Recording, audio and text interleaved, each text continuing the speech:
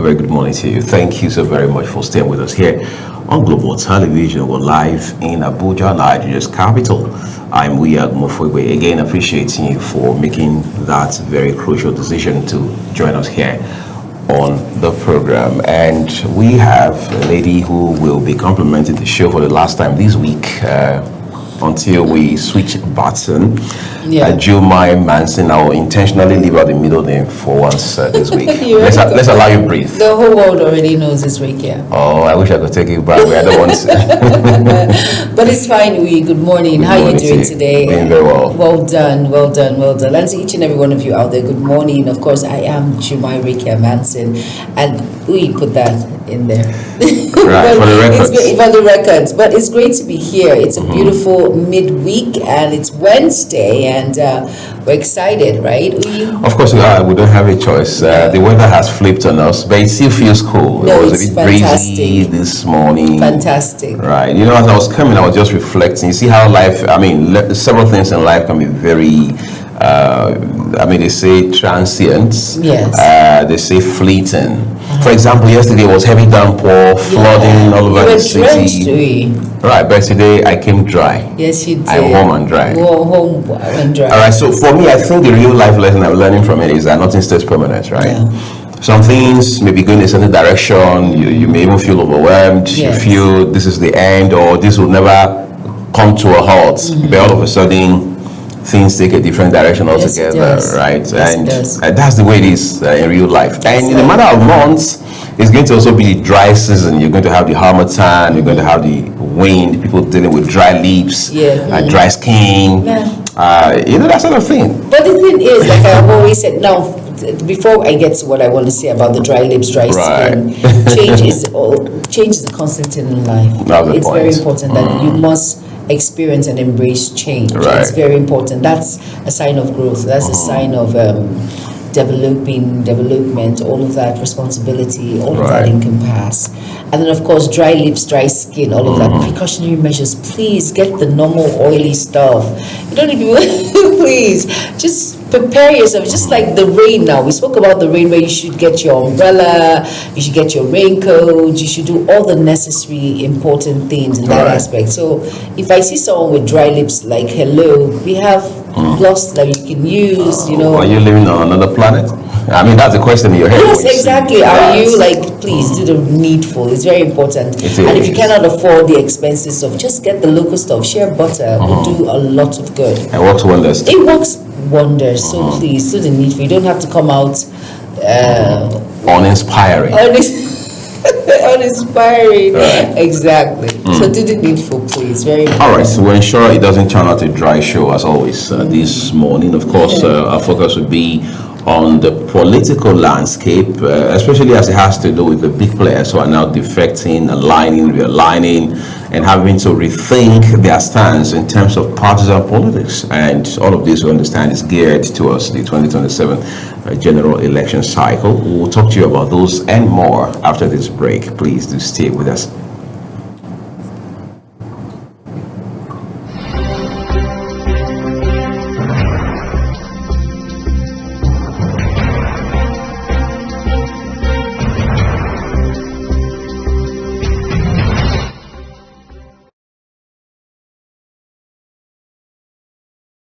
All right, let's dig deeper into the conversations this morning, everyone. Toba Owojaiye is a political analyst. He joins us now to help find context and perspectives in the political developments in our country right now, especially across the major political parties. Toba, good to see you. It's been a while. The first time in our live studios after a long time. Thank you very much. Nice being here. Good morning. Good to have the boss. Thanks, and nice to have the boss lady here also. All right. I don't know where to start from, but maybe PDP's convention will be a good place to begin, right? PDP had a convention in November of last year in Ibadan, your state. Yes. We know what the court has done to that process already. Now, there was a repeat, so to speak, in Abuja just a few days ago. That appears to be the biggest, most recent event in the PDP. When you look at all of this, given again the division within the party, how would you describe the PDP today? Is it a man on one leg or one already on the ground, fears no fall. It's tough, but I would have to tell you that I told you so. That it was going to turn out. That it was going to turn out this way. We may not always like the outcome, but the ability to know the predictable outcome. There were issues before that Ibadan convention, and the issues were stated out. You have not held world congresses in this place and this place and this place, and it was stated. And for them to believe that you can just shove off all of that and then just go ahead means that you have to come back to that point. And we're trying to say, okay, let's be fair to ourselves. If this and these issues have been raised, even if you don't like the person raising it, look at the issues. I told them that if you want to beat Wike, it's very easy to beat Wike and his camp. Ensure the primaries hold fair and square. Atiku has beaten him in the primaries before. Yes. So run the primary legally. Everything he raises up as a legal concern, do it. And then get to that election. And then you have the people, you have the delegates, you beat him in the convention, very simply. But once you now fall into a legal infraction, you have tilted into a side where Wike is one of the best. And then it's going to start with because for political law in Nigeria, I think he's second to almost none in his understanding and grasp of political processes and political law. So with that, anything he punches, and this is the holes, you listen to it and you work with it. He took it to Saraki and all the others, and they even agreed with him before the convention. So this was not surprising to us that it would turn out this way. What's only surprising to us is that great people like Natasha and Lamido are also on board with him, with my mentor, Senator McCarthy, and a lot of other people. PDP can be redeemed. It's just we need to get these matters right. It appears you're not very comfortable with the Wike block of the party, right? No, I'm very comfortable with them. I just know that this is not a fight we needed. It's not something it could have been avoided. We could have had a bigger house. We could have had, these were matters that could have been resolved, but of course some one or two elements had to be pushed out of the party. Are you disappointed that Natasha and Senator McCarthy that you mentioned are in bed, so to speak, with Wike? No, I'm not. I'm just surprised. But I'm sure they have also looked at it. Would PDP be able to look at the time we're in April 1st? If the Supreme Court judgment comes out and it still favors the Wike camp, any other person who is still on board and still there on the order to Raki faction is doomed. So do you want to get yourself trapped, or do you want to contest in the election? Let's take Gado, for example. He jumped to the APC, and when he got to the APC chairman, governor decided that he wants to contest again. So he had to now jump back out to PDP. So that shows that he's not completely distrusting in the PDP. Means that the PDP will be able to field some candidates, and I will assure you, PDP will win some seats. I don't think PDP will have a presidential candidate. They won't be the first, because ABGA has already said they will not have a presidential candidate. I don't believe PDP will have a presidential candidate, but I believe that ABGA will win some seats, and PDP will win over 24 seats in the next election. PDP may pick one or two governors. You'll be surprised. But I can assure you, Wike starts from law. And when the law sides him, some other people will still defect. But the time is getting very short. And maybe time may not be on their side, but they will pick up some. What about, I want to just take you back a bit. Yes. What are the factors actually driving most members of the PDP away from the party after the convention? After this convention? Yes. Yeah, 12 have gone. 27. 27, pardon me. Just people are aligned in different places. There's the Northern Alliance. Most of the Northern PDP people have moved along with their core political leaders to the ADC. Okay, that is understood. You see, party is just a vehicle. There are people on the grand scale of things. There are people who walk. Party is just a shoe that they wear. When they want to go to this event, they wear this. When they want to go to the other one, they wear that. So for them, party is not ultimate. So now that the PDP will not be able to do their bidding, or they will not be able to have their way there, they will synergize to another party where they'll be able to have their way. It's just politics. It doesn't mean, of course, the PDP is very weak now, but in the next 2-3 months, you see a stronger PDP. The plan of Wike, I believe, is for PDP to even be the second party after this election with the largest number of results, though I don't see anybody beating APC. All right, interestingly, Wike has now been declared very formally the national leader of the People's Democratic Party, and he goes ahead to say we have taken back the PDP.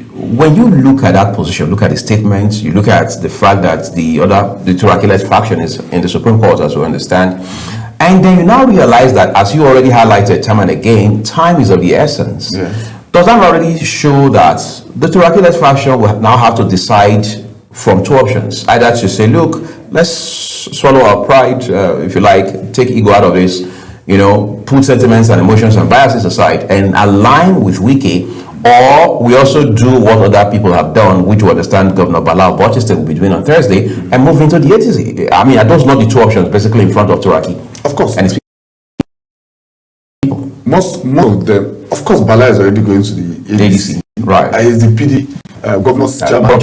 Forum chairman. So if the forum chairman joins ADC, it just remains Makinde, who is undecided. I think, and this is just my opinion. Do you think Makinde is undecided or resolved to stay? Which of them is it? Makinde is undecided. So we can swing anyway. You see, if you have a friend and you and your friend fight a lot, you fight other people a lot, you can never know who is stronger between two of you until two of you fight. So Wike and Bala and Makinde have always been friends. They fought together. So now they had to be pitched against each other. So now they now know who is stronger, and they've all already. Who is stronger now by your own? Of course, Wike is now the national leader. We are fighting in a party. I am now the national leader. You are now on your way to defection tomorrow or this evening. And then, if I'm able to push you off the hill, the top of this, there's this games kids play, right, where there's a pile of sand and one kid is on the top and every child is trying to fight him. If I'm able to push all of you down and I'm on the top, for a man to be able to push out Atiku from a party, I think the basic fight here is to push out Atiku from the party, which has happened, right, and then let him and his loyalists go to ADC, let them go and try out their hands there. Let's see if they'll be able to unite. They have the OB, they have OB there, you have Kwankwaso, you have Amechi, you have Atiku. What may be different in this election, that it's a direct primaries, which has not happened in a long time. So everybody is telling their support base to go and register. Now, this is the game changer. We cannot tell whose supporters have registered the most. We cannot even tell who is controlling the back end of that party software. So how do you know who is going to emerge? So Atiku is usually good in the delegates game, but now he has been drawn to a new water, which is the membership game. And we saw that Adamawa, he did a good work, had the largest number of registrations. I think Kano is going to beat that by Friday. So it may be a fight between Kwankwaso and Atiku at the end of the day. I don't see Obi emerging from either a direct primaries or a delegates primaries. So we should be looking forward to maybe a Kwankwaso Obi ticket, which will be. But Bolaji, just before Jumai steps in now, Bolaji Abdullahi, the spokesperson of the ADC, had said that, look, we're likely going to settle for consensus within the ADC, for example. Does that not speak to the fact that Atiku will likely, it's guaranteed to clinch that ticket? He is not. Of course, he's planning. See, when you've been in this game long enough, you can read people. You can, let's say, like a mother can come into a house and see the house arranged. She can tell you which of the children arranged the house because they are all her children. If she meets the house scattered, she can tell you which of her children scattered the house because she knows the children. So we understand him intricately. We know he's going to, once that fear factor pushes in, he's going to push for a consensus. I don't think Obi can be bent, but Kwankwaso cannot. Kwankwaso cannot. It's almost impossible to change his opinion, which is why the APC, the northern APC people, refused him to come into APC. Remember, he tried to come into APC 3 times. That he was even blocked at some point from seeing the president. I mean, that's the allegation out there. The president even called for him. They did meetings, but the Ganduje and the other core people APC says, this man is not democratic. You people don't know him. He's not democratic. If we allow him in, he's going to throw all of us out. So they kept on using statements and taunts to ensure he doesn't enter APC. To persuade the president? No, to ensure that Kwankwaso, who they know has the ego, with those statements on ground and those taunts, he won't enter the party. But we thought the president had interest in bringing Kwankwaso into Yes, he wanted, but the northern block of people who are already in APC overruled the president? Yes, no, not overruled. They played the taunting game. Once the president had a meeting with Kwankwaso, you saw Ganduje come up with a statement that, well, he's welcome to the party, but he must come and join the queue at the back. But isn't that how it should work? Yeah, but you know that a Kwankwaso cannot accept that. He can't even accept that statement, talk less of that in reality. So, understanding politicians, you can understand how they will act.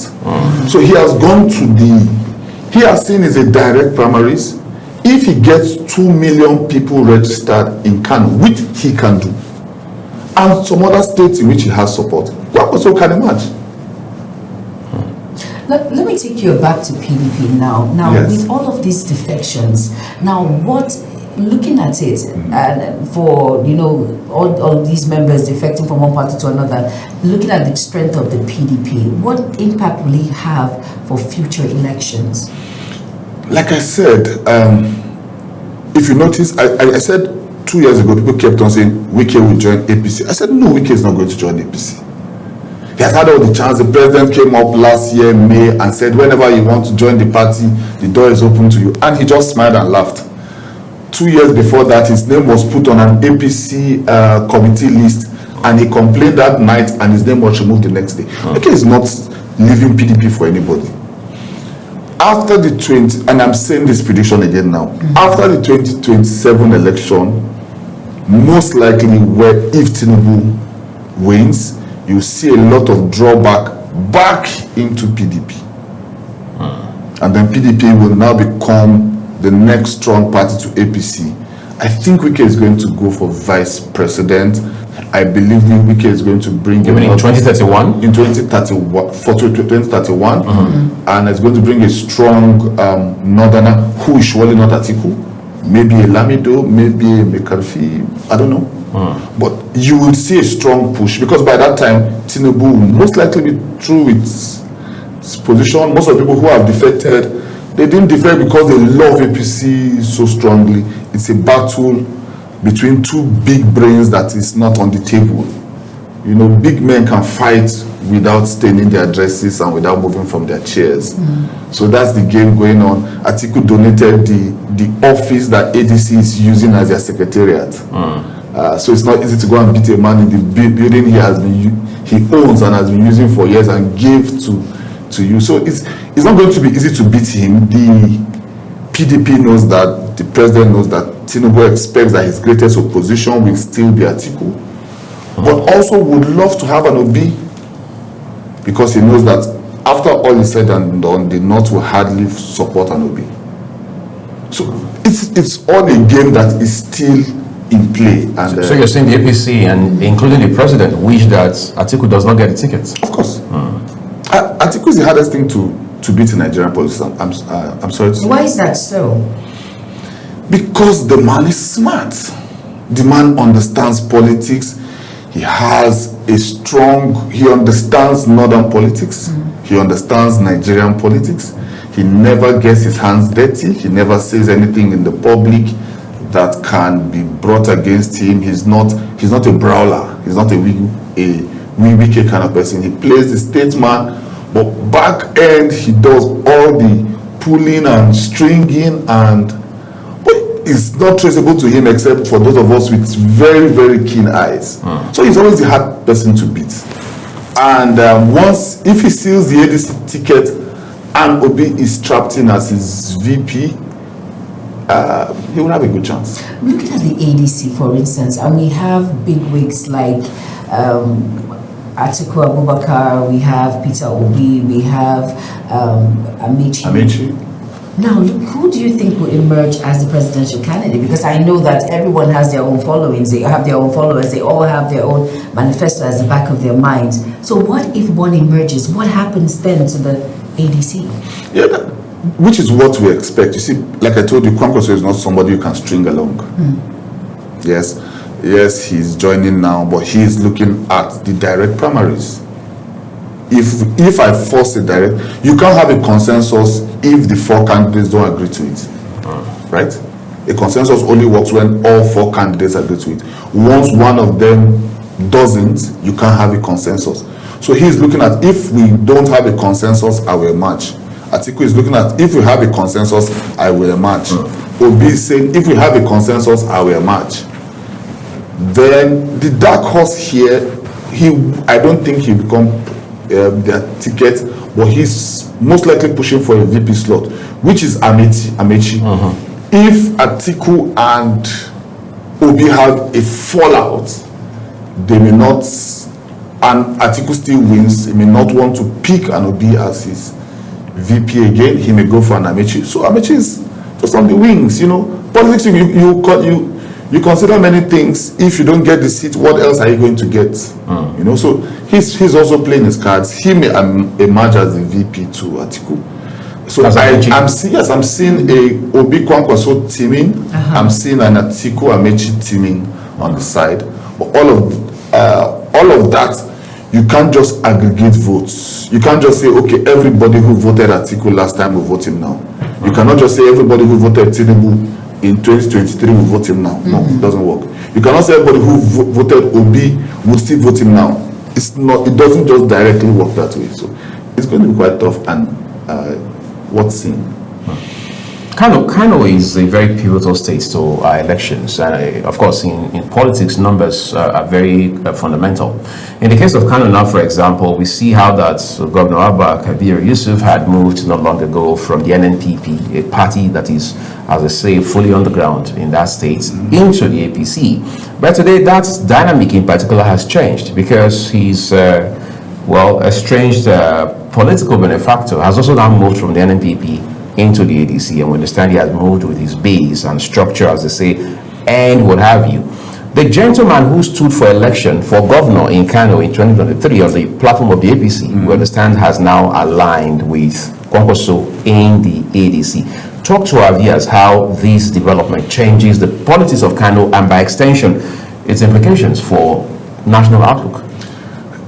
That's one of the most interesting parts of this election. You see, Gawuna was the APC candidate, like you said. Right. He has the same white beard like you. But he's much more voluminous though. Yes, he's still growing. He's a very strong key man in Kano. Word on the streets is that, Kwankwaso has the strongest cult following in Nigeria after Buhari. That's Kwankwasians. Yes, the Kwankwasia movement. Right. So he has die-hard supporters. They wear his cap every day to their shop, to anywhere they're going. They have a sticker everywhere. So he's strong. Urban moving doesn't reduce Kwankwaso's strength. However, you notice that the House of Assembly also moved with the governor. Right. Which is strong. If you look at the defections yesterday in the House of Assembly, notice that the NNPP House of Reps also moved to APC yesterday. So the block of office structure is still with Abba, the governor, and APC, while the street following is still largely with Kwankwaso. Now, Kwankwaso has played a big game by drawing the APC gubernatorial candidate who Abba wanted to give deputy. And the deputy refused to resign. So in that dilly-dallying, they offered Gawuna come and... an offer he could not reject, right? An offer he could not reject. And he's strong. Like I said, the word on the street is that he controls the talks in the state. Most gentlemen you see facing politics are not completely gentlemen. That's why I said people like Atiku cannot be tagged. So Gawuna versus Kwankwaso boys have had their drags before. So if you bring Gawuna and Kwankwaso now to one front, it's enough to give APC and the governor sleepless night. And I heard that Ganduje went to see the president yesterday night. So I think that will be part of the discussion. Also, the deputy governor is being forced to resign. We are watching to see if that happens. In Kano State, he has resigned already. Oh, he has resigned already? Yes, he resigned. Good, yes. good. I thought they will still fight it out because they want to force Gawuna, plead with him, settle him, do everything for him to get that seat. And I don't blame him. You wanted to offer me a seat, you were waiting for how long? Right. Am I someone that waits for you for forever? I have other offers. I think he may weigh the chance to be governor along with a Kwankwaso support. I'm not sure he will take the deputy governor's slot, but he has this history with Ganduje. They've been good together for years. Ganduje may be able to, and Ganduje is a smart politician.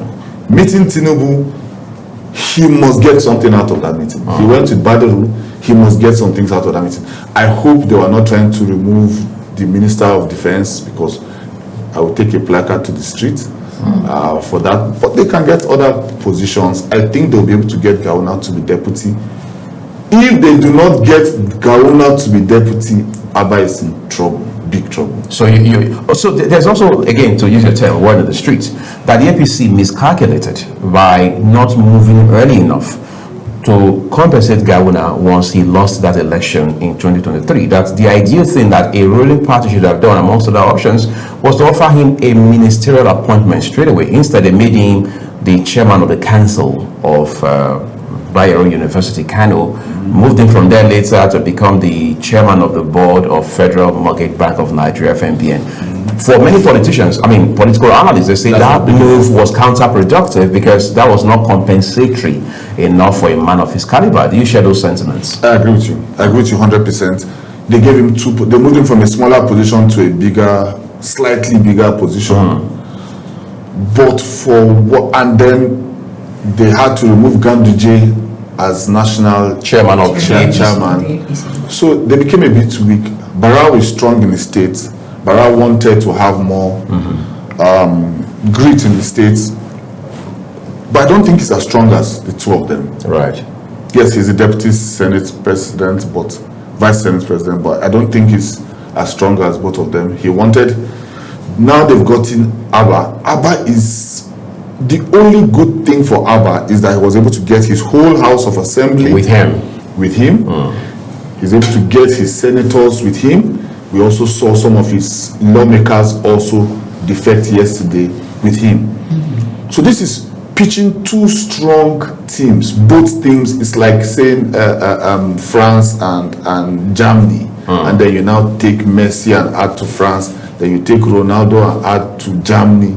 You're going to have a really tough match. And it can turn violent. Well, you know what, Toba, I want to just pitch in now. There was a statement my colleague mentioned. He said someone made a prediction, Lycée, and said Kano politics has taken a different turn now. Now that the former governor, Rabi Musa Kwankwaso, has moved to the ADC, it means automatically that Kano, ADC has gotten Kano, their votes, their support, and all of that, because they have alliance with Kwankwaso. I want to put you in that position. How do you buy to that idea, or you feel, you know how politics is, it could change, turn anytime? Okay, so let me choose your term. You see, like I told you, Kwankwaso is Kwankwaso. That's why it's called Kwankwasia. He is the Kwankwaso in the Kwankwasia. He is not debatable. His opinion is final. People think Wike has a strong position. Kwankwaso has a stronger position on matters. I don't see him, if he doesn't pick the presidential ticket of ADC, I don't see him pulling his weight for others. But he will pull his weight for his party in his gubernatorial election. He always likes to have a governor, right? The last election, he contested on his own platform.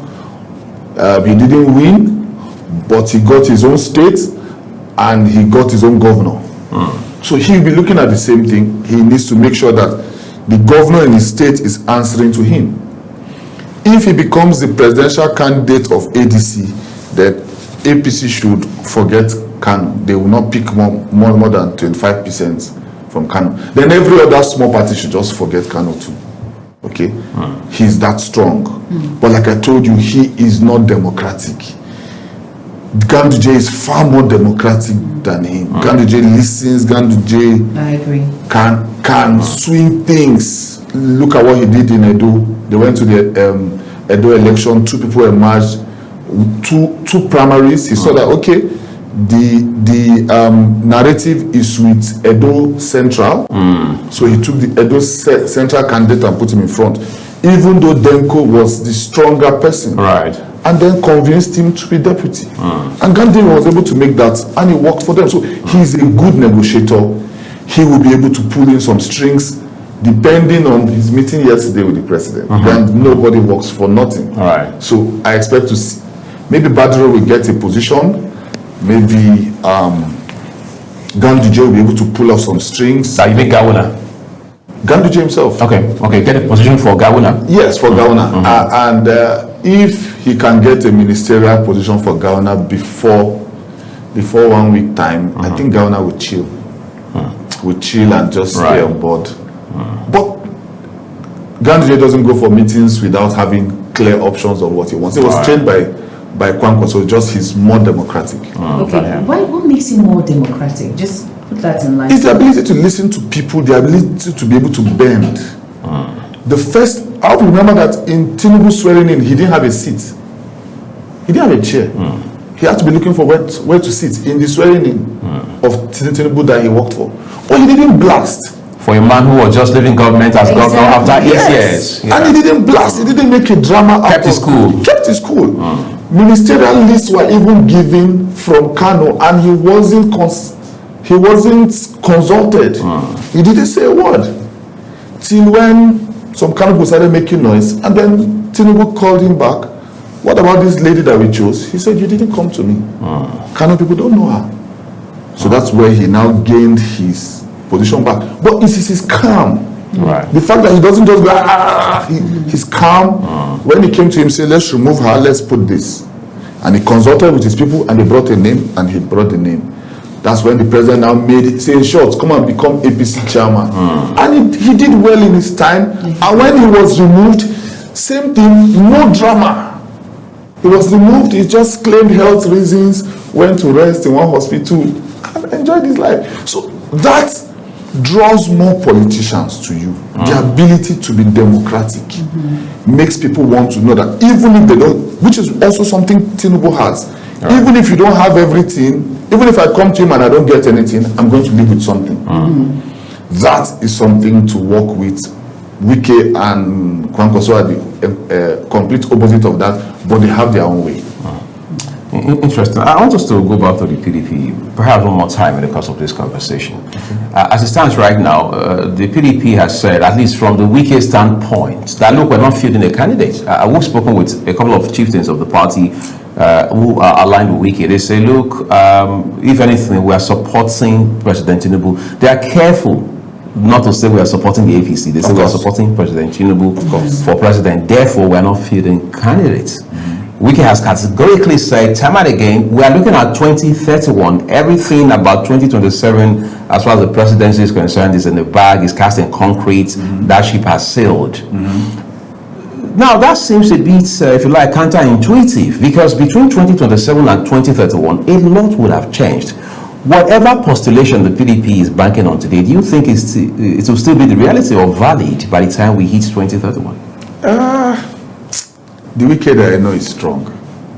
I opened the support group for him 2021 before he even said he was going to contest. All right. I understand this man. And when I was telling the Nigerians about him, they were like, it's a small fry.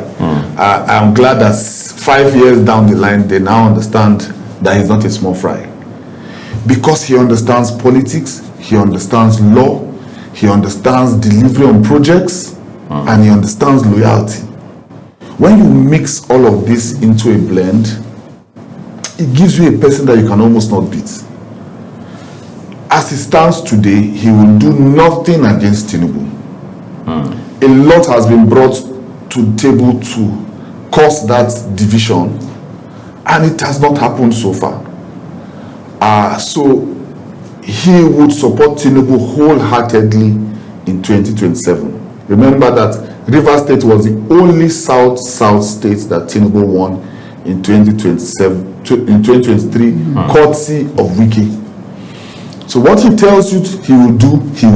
It will happen. Now there will be nothing to fight Tinubu. Once Tinubu wins, if he wins, only God knows that, then the pullback will start. The pullback from APC will start. His men will start pulling back into PDP. Some of them who are in the ADC will start pulling back into the PDP. It will be a fight. It will be a drag. Once Tinubu has finished his 2 years, if that happens, we will now weigh the strength of the APC at that time. But I think Wike is not. Wike is planning to be the vice president under the PDP ticket come 2031. It will be a northerner. He strongly believes in zoning, right? Which is where his fight with Atiku was, because Atiku doesn't believe in zoning at all. Well, he believes in zoning when you zone it to the north, because we saw that happen in 2019. Okay, so that flip-flopping is why some people cannot say it openly that they wish Atiku gone, but they have to just. But Wike is somebody who can't make to not say his mind. So I still see, of course, whoever is going to be president in 2031 is going to be a northerner. That's 100% settled. Yes. So would it be an APC person? Would it be a PDP person? Would it be an ADC person? Would ADC survive if they do not win the presidential election? Remember, this is just a party that was jumped into in the last one year. Would they survive it? Those are the things we'll look at. All right, I want us to talk about the APC now. Jumai mentioned a while ago a gentleman who said that on account of all of these developments we've seen the last few days in Kano, that the ADC has already won that state. His name is Alwan Hassan. He's a chieftain of the APC. Now, he said something in addition to that. He mentioned that a good number of the governors who have now moved to the APC from wherever, including from the PDP, do not have the best interests of President Tinubu or even the party at heart. All right, and even before now, we've heard that these guys are moving from a place of self-preservation to protect their political legacy, their structures in their respective states, and so on and so forth. I've spoken with people who say that, look, an imminent implosion is going to happen in the APC. Is that what you see? Yes, I think the president has that in mind already. So he suspects that too? No, he knows that. You see, people don't see Tinubu for the genius that he is. That man, I think if they swap his brain with Elon Musk, it will still function. Both brains will function well. He's crazily intelligent, and what he's good at is not letting you know how intelligent he is. So he lets you take him for a fool. The first thing he did was he knew that they had 17 northern APC governors, and he knew that they were not really with him. All right. Or they will be put in a corner by the northern elite where they will not be with him. So the first thing he did was to start drawing all the southern governors into APC one by one. Sheriff, Enugu, Mbaz, started drawing them in one by one. When he finished with that, then he now faced the North Central. The only one governor that was not with him, Mufwang, drew him on board. They now went to Northeast, drew in whoever was still hanging, so that as you are there and you are with Tinubu there, Tinubu will also own the next opposition to you in that seat. So in case you are banking on betraying him, he's banking on you betraying him. So he will make a substitute option that can deliver him 30% of the votes. Some will be ministers, some will be other people on board. When a person banks on you betraying him, he's not very easy to beat. So now you now come back to the governors. When you now see that you are trapped in almost every area, you now ask yourself, why will I betray him? For an article that has always contested for 24 years and has blocked the lifeline of all the other northern candidates, why should we throw our sitting president under the bus for you? When in 2031, one of us can imagine. If I was Tinubu, if Tinubu make me your advisor, you have small time. If I was Tinubu, I will come to a meeting of the northern governors, sit them down. Anybody with the largest vote will be my successor. Any state that gives me the largest vote from the north, you are the next president. That's an incentive. So you think I will now leave fighting for me being president to fight for you being who? Tinubu, take me on board. I'm good. Well, as interesting as that sounds right now, issues around APC, how do you woo these people into the party has also been of concern, because there are those who say in the final analysis, the APC is Tinubu and Tinubu is APC. If you put that differently, what they're saying is, if you were to remove the Tinubu factor from the APC, there won't be APC when we wake up the next morning. Do you see the APC being able to, as it were, sustain all of this legacy that the president has built right from the days of AD into AC, through ACN, and now into APC? I wanted to just harp on exactly what you said. You're brilliant. You see, Tinubu had only one party in 1999. Right. He had a sitting president that was very strong, Obasanjo, who had 26 governors, who did his best to frustrate him, created a faction inside his party. Then this Yoruba group, Afenifere, created a faction inside his party. When he saw, and his ability to really see what is on ground. When he saw that if I stay in this party with these people, they will sink me. He took his own 1/3 out of that party, created another party, put people around structure in different states, and grew that his one party to 5 states. When they got to 5 states, he saw that Buhari, who was in CPC, was not able to win at any point and was not able to come through. Tagged with him, saw that it was a chance of a northern president, and the north was 100% against Goodluck continuing, a southerner continuing. Not they hated Goodluck. Obasanjo has served 8 years, Goodluck has served 6 years, and Goodluck was talking about serving 6 years again on a single ticket. So they didn't want any of that. Tinubu saw all of that, found out that Buhari has a cult following, took his own 5 states, joined with him, brought all of that together, and now has 31 governors from one. I think people need to give that man his respect for what he has done in politics. He had the fight with Sanwo-Olu last year. We didn't hear a word from him. We didn't hear a word from Sanwo-Olu. They had the Miranda at the House of Assembly Obasa clash. They solved the back end. Those two are first of all mounting things, but the two main people, the governor and the president, said nothing. Went back end, fixed the matters, and matters have died down. That ability is what he brought on ground. His party president, late Buhari, didn't want him to even emerge. So when a man whose party doesn't want him to emerge still emerges, and now he's on the seat and he has 31 governors, truly it's hard to beat. but he can be beaten because the economics is not doing well, the security has not done well, got better at a point, but has Relapsed. Yes, has relapsed of late, and I believe the minister is having late night meetings on this. I'm aware of that. I've been part of one or two of the meetings to fix insecurity. So these are the issues that are on ground. If the masses are not with you, and if the ADC is able to produce a northern candidate, Tinubu is going to have it. So let me just put you on the spot again. Now, with all of these that is happening when it comes to inflation, education sector, nothing to write home about, the health sector, now transportation, now we see the high rise in fuel. Do you think the masses are not with the APC? I don't think the masses are with the APC. To be honest, I don't think the masses are with the APC because the masses think about survival, their safety, their welfare. We can talk about USA. Trump is trying to solve in 4 years everything that America needed to solve in 34 years.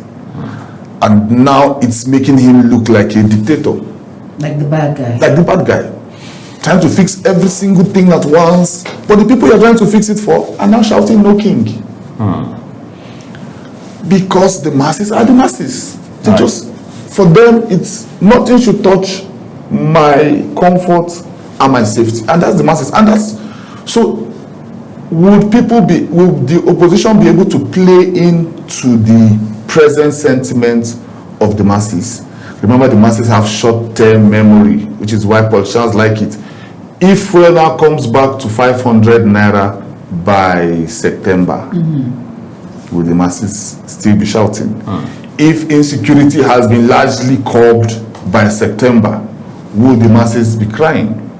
So those are the things we are looking at that can change very fast before that time. So I don't think he still has some time to be able to swing the masses. But as of today, if an election takes place now, it's going to be war.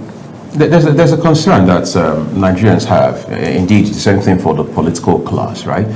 You look at a gentleman like former President Dr. Goodluck Jonathan, right? He has hibernated, for want of better words, in the political space for a long time. One version of the story has it that the man is still reeling from the betrayal he suffered in 2015. Others say no, he has hit the reset button on his priorities, so he wants to engage differently away from partisan politics. In the middle of that, there's some sort of theory that, well, the Turaki-led faction of the PDP is trying to see how they can get him back into politics, perhaps to do his controversial, as it stands, last term as president. If we had all the Jonathans who are in hibernation of some kind in our politics come back into election going into 2027, do you think that will create a reset or some sort of, if you like, just do a flip on the realities today in politics? Thank you for the question. I've been waiting for that question. I've said it before. Goodluck is the only person that can beat Tinubu. No one else, not even Atiku. Only person that can beat Tinubu. And this is why. It is still the turn in political swing. It's still the turn of the South. Right. Yeah. Now, Obi has the strongest support, massive support in the country, right? But there's still a strong distrust between the North and the Southeast. And I'm trying not to use tribe, that's why I used religion. There still is a strong distrust that even if Obi emerges, it doesn't mean the North will vote him. So that is there. So now and then he says he will do 1 term. I've not heard him say it again. He said it once, since then, Right. We've not heard it again. So there's no trust that he will do 1 term. The only person that is constitutionally bound to only do 1 term is Goodluck. And even that is controversial. Okay? So if Goodluck comes on board, Goodluck is not hated in the North. Like I told you, there's no state in the North that Goodluck will go that he cannot walk on the streets. And if he cannot walk on the streets, it's because there will be too much love and hailing for him. So he has the chance But like you said, the man has been battered. People keep going to his house to tell him to contest. I've written, if he says he's going to contest, I may not support Tinubu, I will support him. But I don't see, you see, if you have been betrayed badly, you really, and then he wants the ticket on a platter of gold. Like, just come to my house, give me hand me ADC consensus ticket, and I'm good to go. The last time APC had to even do his screening online, yes, virtually, he didn't go anywhere. So there's a part of this game that comes with the fighting. There's a part of becoming that comes with the fighting. It's like you take an egg, and then you help the chick come out of the egg. The chick is going to die. So if he doesn't want to be part of the political fighting, then there are more wars as president. You have to win these ones before you go and win the other. So if you can't win these at this stage, what's the guarantee? At this small stage, you have the respect of everybody. Yes. If you come around, some people will go back. I don't believe Kwankwaso will contest against you. I don't believe Obi will contest against you. But he doesn't want to come out. At all. No matter, I've sent people to him. They've talked to him, they've begged him. He doesn't want to come out, so what do we do? True to his words, he said they will remember me. And right. So is that the reality? Are Nigerians remembering him now? Remembering him. Yes, we remember him. We like him. There was a time he went for the burial of someone's mom in Kano. He couldn't walk on the street. It took his car more than 30 minutes to leave the place. The hailing was too much. And just went for a normal condolence visit where there were other politicians there. But he most likely will not contest. Interesting. Well, as it stands today, as they say in the US, the establishment is getting stronger in Nigeria.